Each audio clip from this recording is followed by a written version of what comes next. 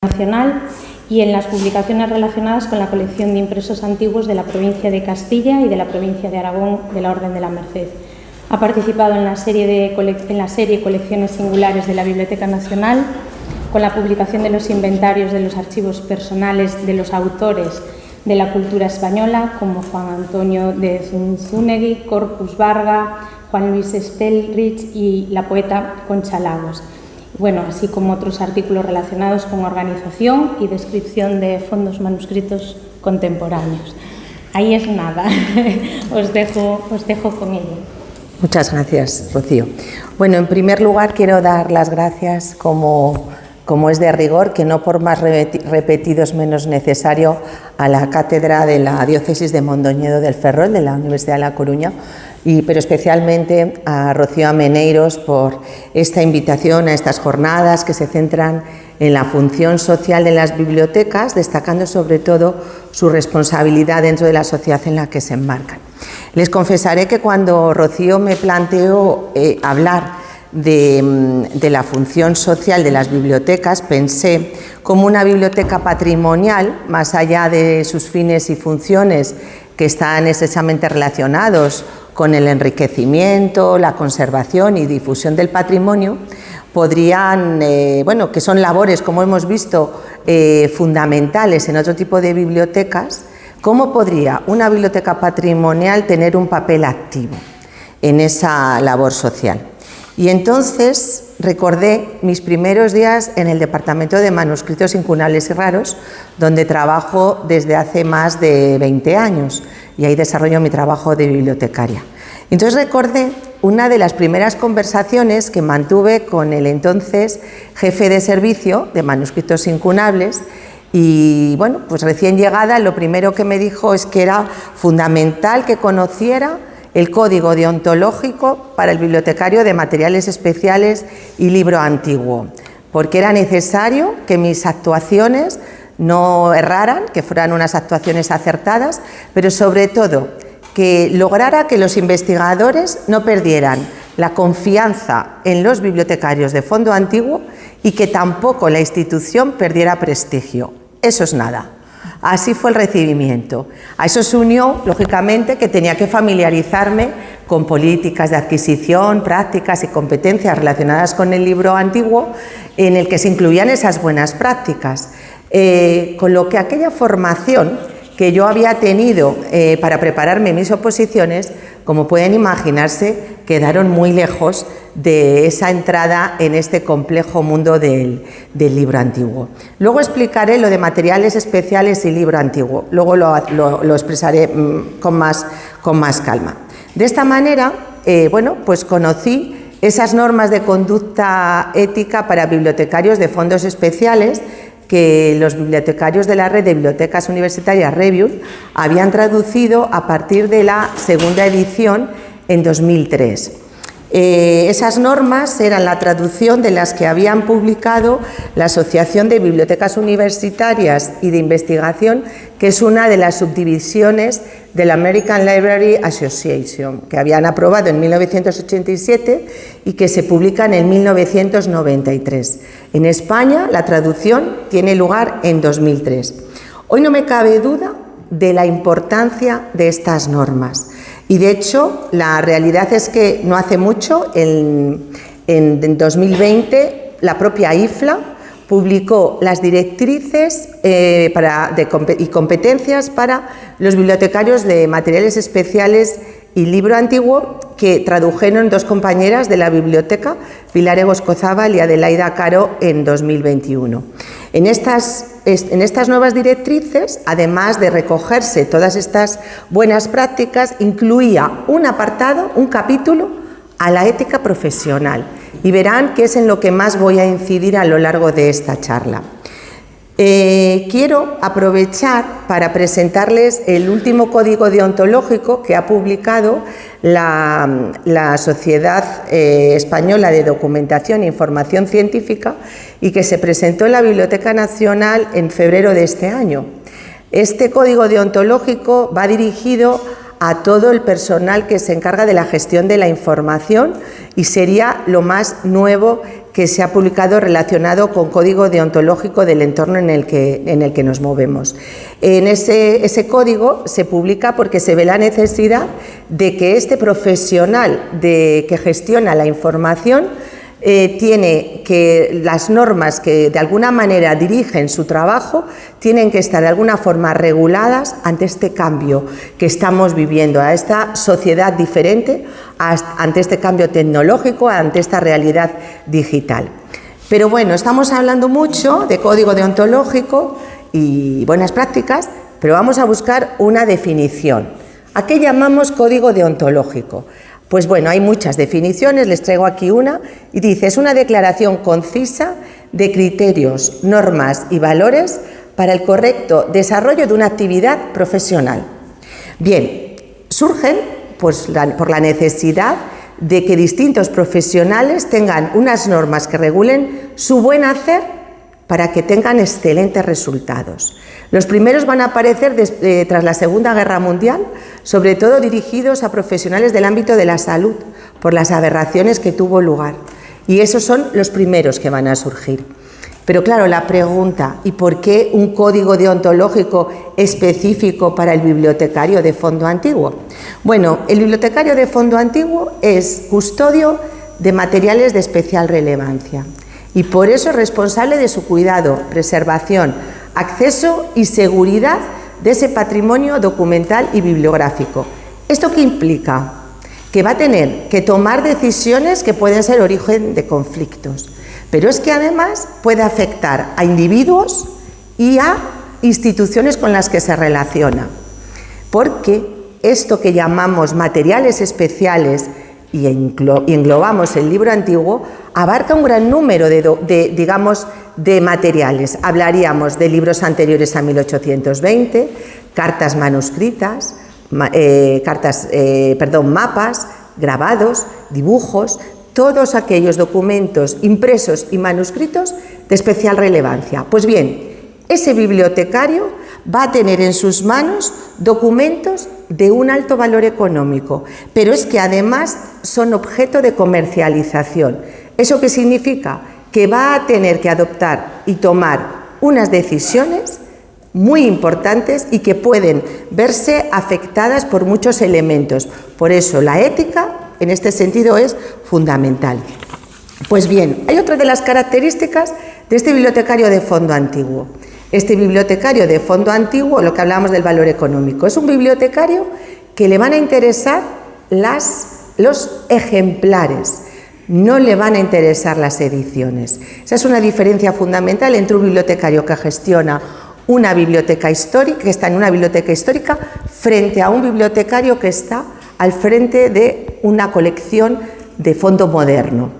Pero es que si hablamos de manuscritos, la singularidad es aún más compleja, porque este bibliotecario de fondo antiguo no le interesan los temas que tratan las obras que hay en su biblioteca.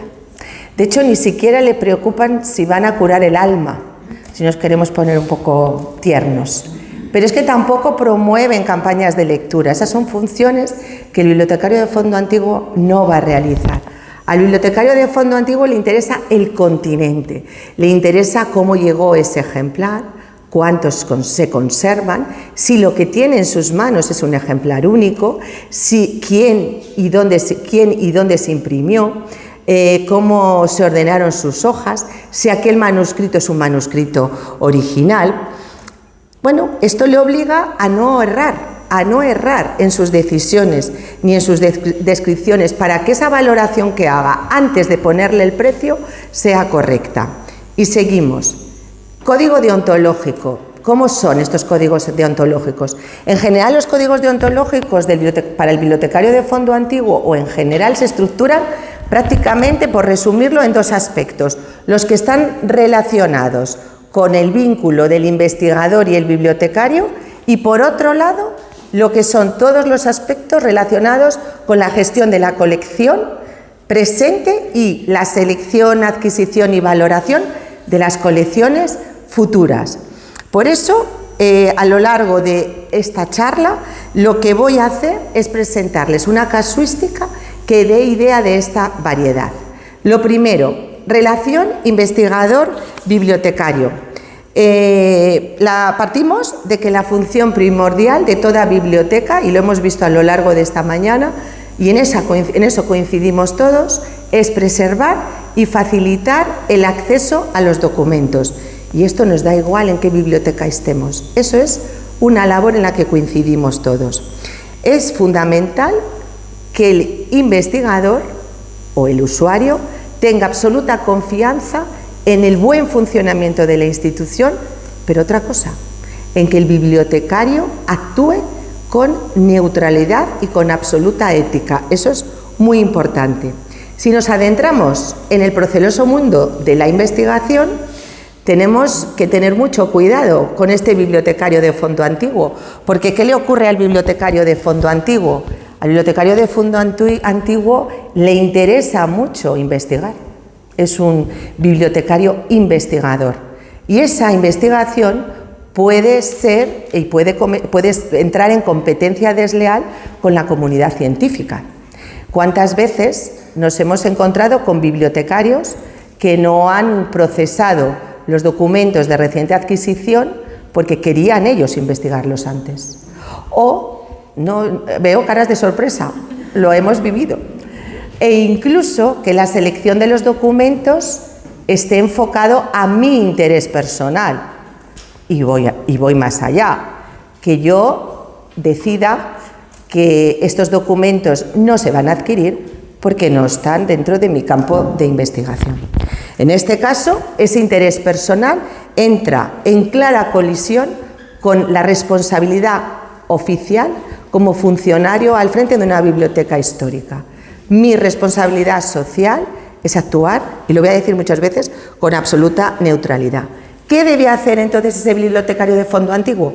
Pues lo primero que tiene que hacer es poner en conocimiento de la institución cuál es su campo de investigación. Ese es el primer punto en esa ética profesional.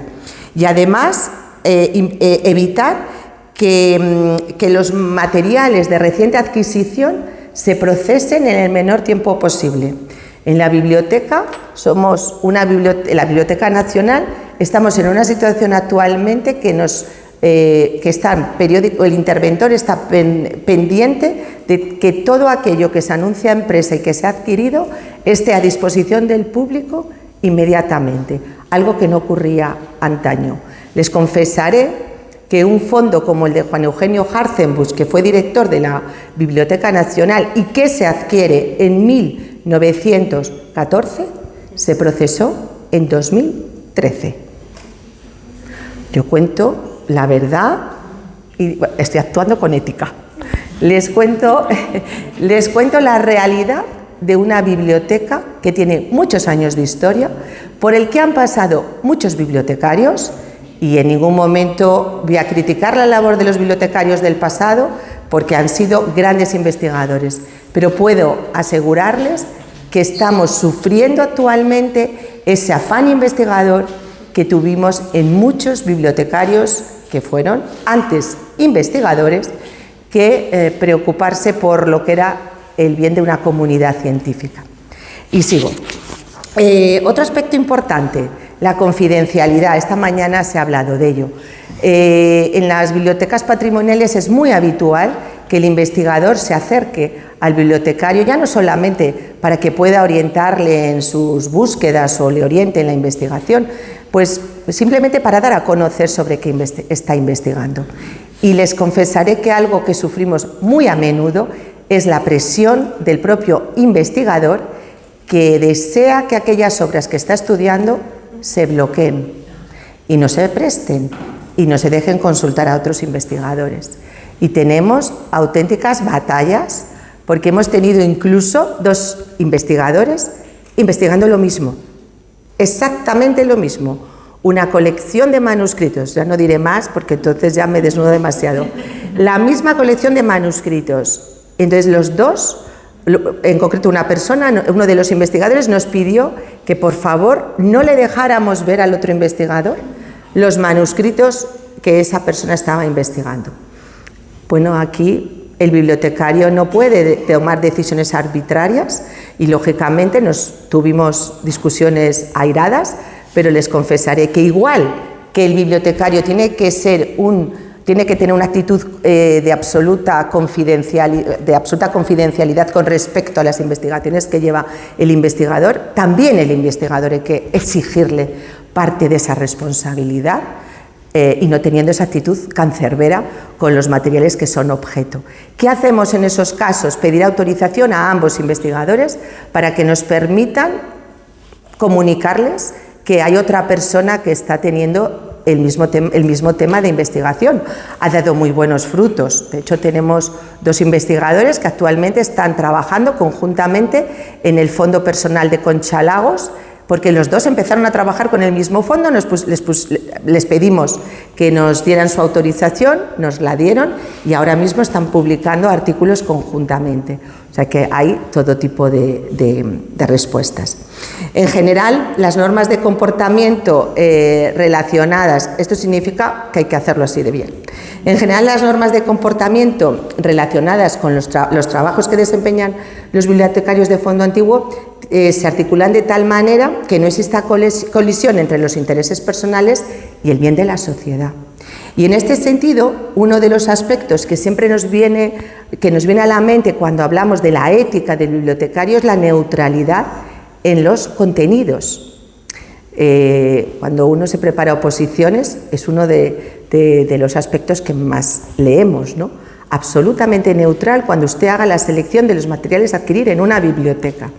Pero claro, en una biblioteca histórica, como se imaginan, no es uno de los temas más importantes porque estamos marcados por las necesidades de la institución. En este caso, la Biblioteca Nacional pues, va a priorizar aquellos libros antiguos impresos en imprentas españolas, manuscritos de autores españoles o que emigraron, o incluso manuscritos antiguos en hebreo y en árabe, por la vinculación cultural que tuvimos. Estas son las políticas que actualmente están en vigor. Y por último también en impresos, pues todos estos impresos de autores en el exilio o de territorios que formaron parte. Pero como les digo, esto realmente no es lo más importante. Lo más importante es el aspecto del valor económico. Y porque el libro antiguo, como dije, es mercancía de comercio. Por eso, la tasación y la valoración son los 2 aspectos más complejos en la labor del bibliotecario.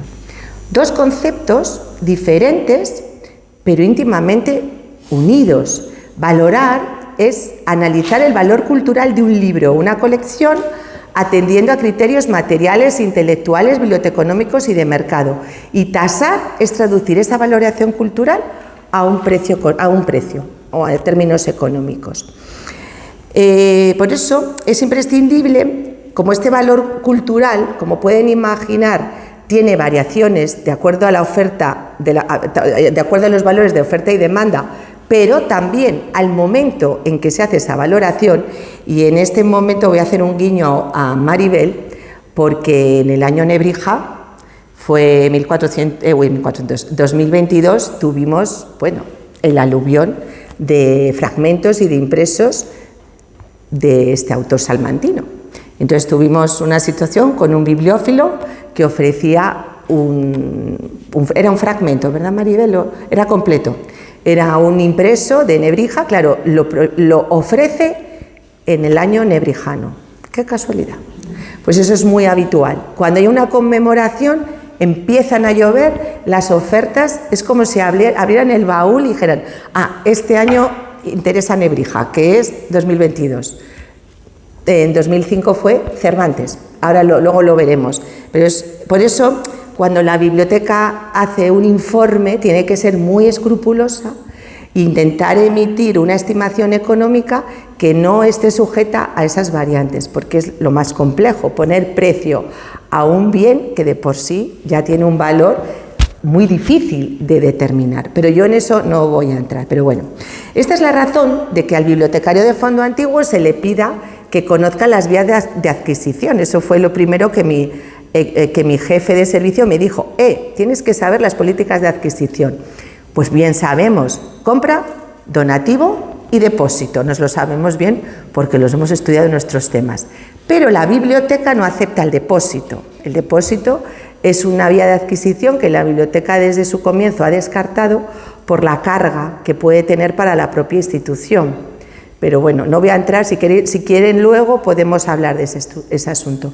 Pero la biblioteca ha incorporado una vía de adquisición nueva, que es una parte donada y otra parte comprada. ¿Por qué? Porque la donación tiene desgravaciones fiscales que llegan a un 30%. Entonces, cuando tenemos un bien que adquiere un alto valor, que es muy caro y que el presupuesto pues no va a poder abordarlo, se le pide al propietario, o sea, se negocia con el propietario la posibilidad de que una parte sea donada, y por el momento funciona bastante bien. Sobre todo, esa parte donada se aplica a aquellos documentos que a lo mejor están muy próximos a la intimidad del productor y quieren que durante unos años, en general ponen 20 años, esté fuera de consulta. Entonces, vale, acordamos, esto lo dejamos fuera de consulta y a cambio esta parte va a ser donada. Esa es una de las prácticas que no viene en ningún manual, pero que el día a día nos hace hacer. Bueno, ¿y qué más? Luego, individualizar el documento. Claro, tenemos que ser capaces de hacer una descripción que lo individualice y que sepamos identificar en qué contexto se ha producido. Bueno, todas estas tareas nos dan paso a ese primer eslabón que va a ser la valoración, en la que haremos un informe donde tendremos que recoger la descripción que incluirá las características, su estado de conservación, pero habrá que determinar una cosa, su autenticidad. Ese es un valor muy complejo si nos metemos en el mundo de los manuscritos. Y empezamos con la casuística. De alguna manera, lo que van a ver a partir de ahora son ejemplos no voy a decir del día a día, porque si cada día tuviéramos estas situaciones, pues vamos, tendríamos que irnos al spa después del trabajo. En general, verán que hay decisiones que a veces son contradictorias, pero por eso vamos a intentar justificar cada uno de los ejemplos. Bueno, primero hablaremos de los manuscritos. Cuando hablamos de los manuscritos hay unos términos que enseguida nos saltan: autógrafo, original, copia, auténtico. En general, nunca es sencillo determinar si un escrito que tenemos en las manos es de puño y letra del escritor, del autor. Muy difícil. ¿Por qué? Porque la letra sufre cambios por aspectos intrínsecos y extrínsecos a la propia. Digamos, hay un proceso fisiológico en nuestra escritura y eso lo podemos determinar. Ahora no escribimos y cuando nos ponemos a escribir cada vez escribimos peor, porque hemos dejado de utilizar, ¿no?, el bolígrafo. Antes, la firma era un elemento que nos permitía saber si era auténtico, porque se utilizaba para autenticar los documentos. Un documento que llevaba una firma ya nos daba, de alguna manera, la seguridad de que probablemente ese texto fuera original. Y si no lo era, la firma nos permitía comparar. Mira, es que la firma se parece. Bueno, pues ahora ni la firma, porque la firma cambia con la edad, se envejece y es más, se simplifican. Recuerden ustedes cómo era su firma cuando empezaron a firmar por primera vez. Yo eso lo vi con mi hija. Su primera firma tenía todo, el nombre, el primer apellido, el segundo apellido, todo completo. A medida que va pasando el tiempo, ya ahora ya no sé si pone ahí mi nombre, pero realmente vamos simplificando. En 2005, con motivo de la conmemoración del cuarto centenario de la publicación de la primera edición del Quijote, y voy a un ejemplo real, se llevó a cabo una revisión exhaustiva de la colección cervantina de la biblioteca. Y como decía antes, fue un momento en el que recibimos muchísimos, pero bueno, le diré unos 4. Claro, dirán, pues anda que 4 es mucho, pero sí es mucho. 4 documentos que se presentaban como autógrafos de Miguel de Cervantes. ¿Pero y qué le pasa a Miguel de Cervantes? Pues que Miguel de Cervantes es un autor leído y admirado, muy admirado, especialmente en el siglo XVIII, pero del que no tenemos autógrafos de su obra literaria. No existen. Ojalá apareciera el manuscrito del Quijote. El que lo encuentre ya puede dejar de trabajar, él y sus herederos. No existe, no tenemos ningún autógrafo de Cervantes de su obra literaria. Frente a otros autores como Calderón de la Barca, Lope de Vega, Tirso de Molina, o sea, una época como el Siglo de Oro en el que proliferaron tanto la transmisión manuscrita, nos encontramos con un autor del que no tenemos ese manuscrito. Es verdad que de estos autores se conservan manuscritos, no tantos como se esperaba, sabiendo que fueron autores que escribieron muchísimas comedias, pero es verdad que se conservan las suficientes para que no sobrevuele la sombra de la falsificación. Pero Miguel de Cervantes, que cultivó la poesía, la novela, el teatro, pues no hay. Solo tenemos autógrafos vinculados a su otra profesión. Él fue comisario general de abastos para la Armada Invencible. Bueno, pues una biblioteca como la Nacional, que se precia de tener la colección cervantina más importante del mundo, solo tiene un autógrafo, el que ven ustedes ahí. Único autógrafo completo de Miguel de Cervantes.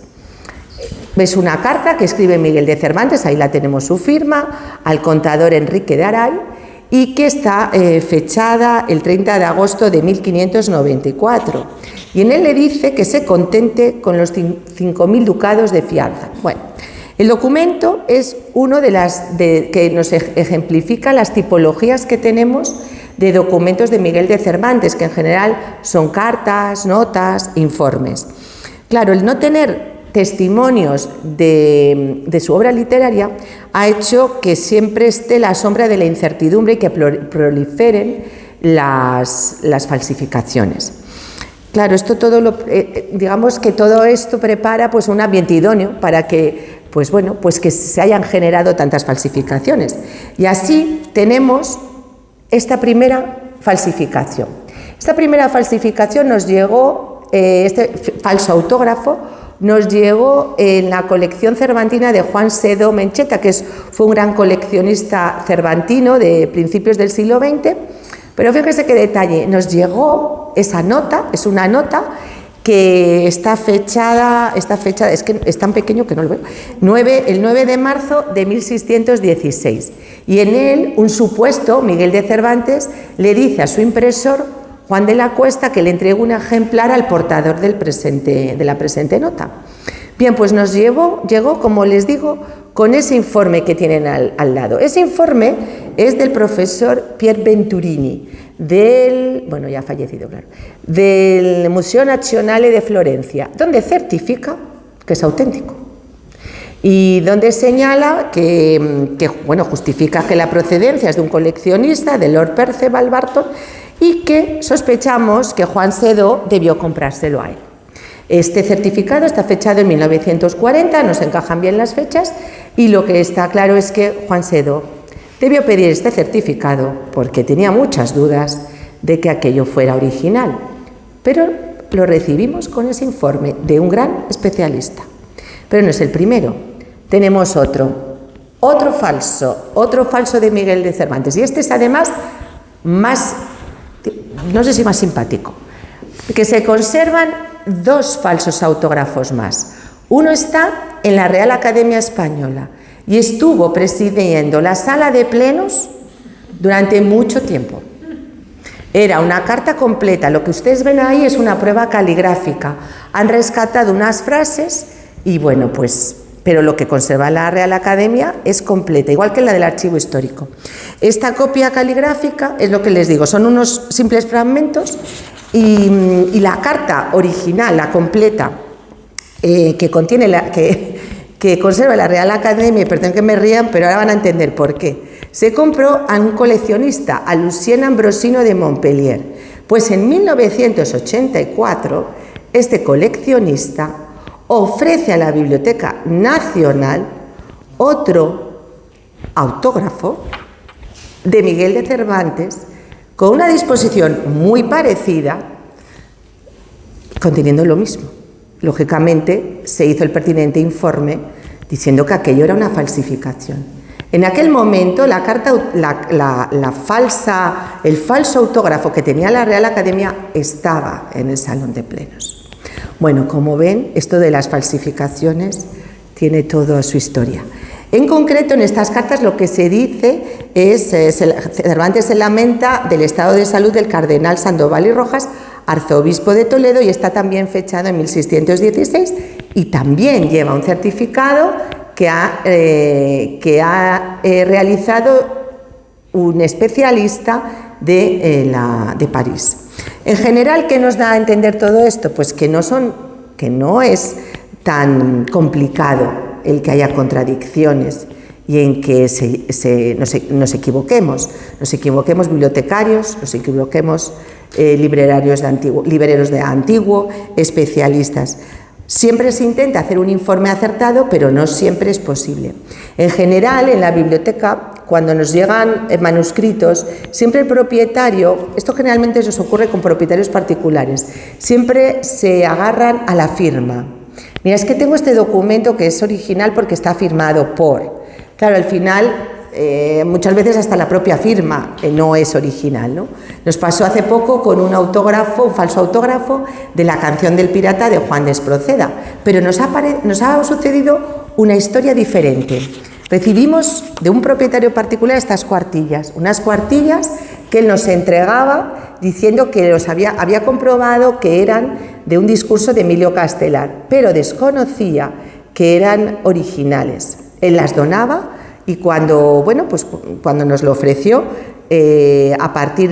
lógicamente, el propietario trae un informe o trae un estudio de lo que ahí nos entrega, que en muchas ocasiones nos permite hacer una primera valoración. Bueno, pues si esto es una copia de Emilio Castelar, pues esto valdrá X. Claro, el problema fue cuando comprobamos que efectivamente era un autógrafo de Emilio Castelar. Entonces la biblioteca, el bibliotecario debe hacer una valoración exacta de lo que tiene en sus manos, aunque se trate de una donación, por lo que hemos dicho antes, porque el precio le va a permitir la desgravación correspondiente. Solo una observación en este punto, que probablemente les estará surgiendo esta pregunta. La biblioteca no hace valoraciones ni tasaciones a particulares. Es una pregunta habitual. De hecho, esta es la nota que ustedes pueden ver en la página web de la biblioteca, porque es muy habitual que alguien se acerque a preguntarnos: hoy yo tengo esto, ¿cuánto puede valer?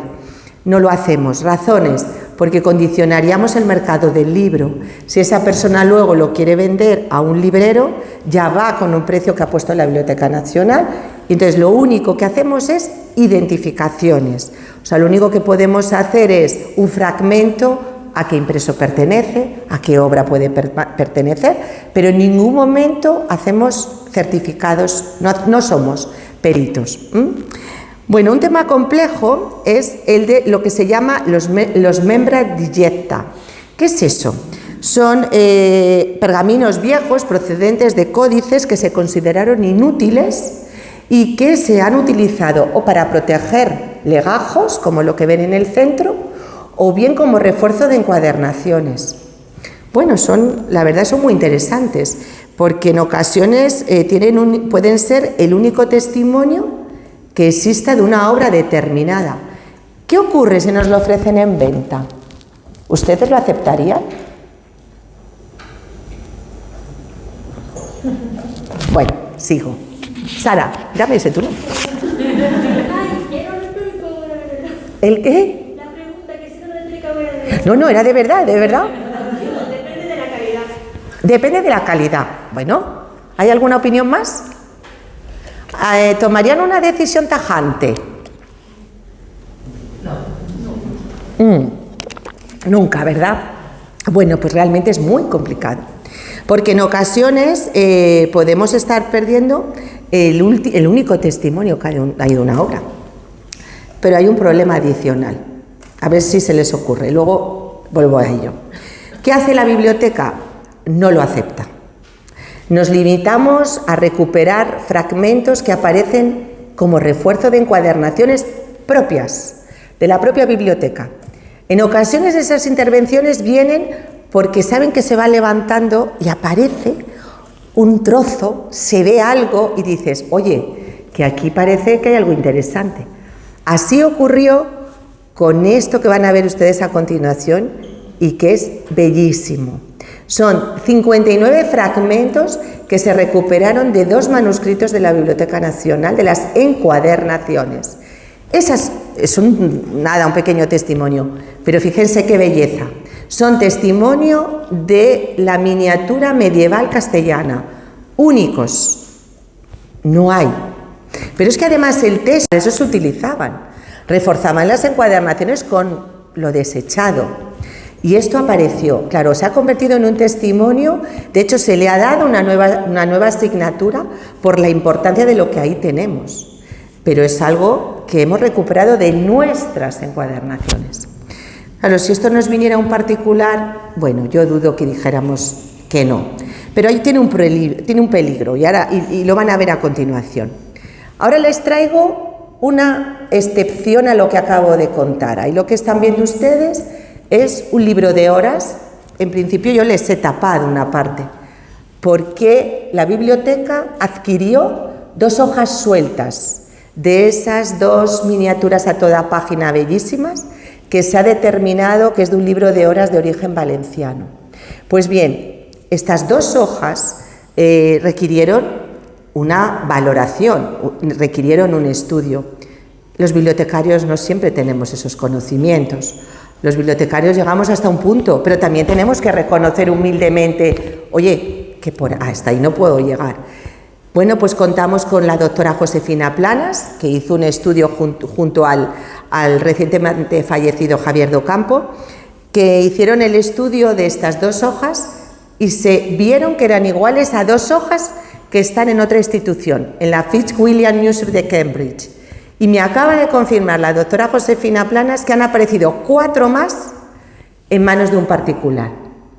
Aquí está la razón de por qué no acepta la biblioteca hojas sueltas, porque fomentaríamos la mutilación de ejemplares. Claro, ustedes imaginen, yo tengo un libro bellísimo, me va a salir, voy a ganar más dinero si lo despedazo, le hago trozos. De hecho, hay una investigadora que nos contó una historia, es verídica, en un mercadillo de estos de objetos para el hogar, encontró unas hojas en un montón, estaba en un puesto, y ella es una gran experta en la imprenta en Burgos, y cuando se acerca se da cuenta que lo que hay ahí es un cancionero incunable. Claro, ella dijo, si yo le digo al vendedor, madre mía, lo que tiene usted aquí, le dijo que quería hacer un biombo, y se llevó todas las hojas. Pues todas las hojas forman parte de un cancionero incunable.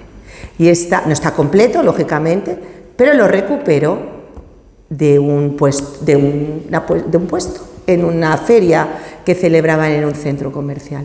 Por eso hay que tener mucho cuidado. Pero es verdad, ¿qué ocurre si esos fragmentos pues son de un incunable? Pues tenemos un testimonio que nos ha aparecido hace muy poco. Resulta que se estaba catalogando un impreso del siglo XVI y descubrimos que las hojas de guarda eran de un incunable de Barcelona, impreso por Pere Posa en 1499. Solo hay 4 ejemplares y este es el 5º. Ha aparecido en un impreso de la Biblioteca Nacional. Nos puede suceder. Además, tenemos un bibliófilo que conocemos muy bien, que le gustaba mucho comprar fragmentos. En su época joven, ahora ya jubilado, ya muy mayor, está vendiendo esos fragmentos. Claro, nos reprocha que no se los compremos, pero es que tenemos que adoptar una postura que de alguna manera justifique, o sea, impida que se puedan llevar a cabo estas labores, ¿no? que al final pueden contribuir a destruir ejemplares bellos en conjunto y que luego mutilados pues bueno, no tiene ningún sentido. Bueno, a lo largo de la charla he ido hablando de la valoración y al final pues hay una respuesta clara, que al final la tasación tiene que ir en paralelo con la valoración cultural que hayamos hecho. Generalmente el propietario o el mediador de la venta viene con un precio. No siempre el precio es el que creemos que es más ajustado, pero siempre si es un original manuscrito, si es el único testimonio, si tiene anotaciones de algún autor, todo eso le da relevancia. Y en ese sentido, la ética profesional nos obliga a que el precio se ajuste al precio de mercado. En este sentido, hay un tipo de material que en los últimos años está adquiriendo unos precios astronómicos. Estoy hablando de los fondos de escritores, los fondos personales. Si hasta hace unos años dedicábamos nuestros esfuerzos a convencer de que no destruyeran aquel testimonio de aquel escritor, y les digo que hicimos campañas muy importantes de captación de estos archivos, hoy realmente las ofertas se multiplican y el precio se encarece. Recientemente publicaban el precio por el que se había pagado, el precio que se había pagado por el fondo de Fernando Ferran Gómez y Emma Cohen.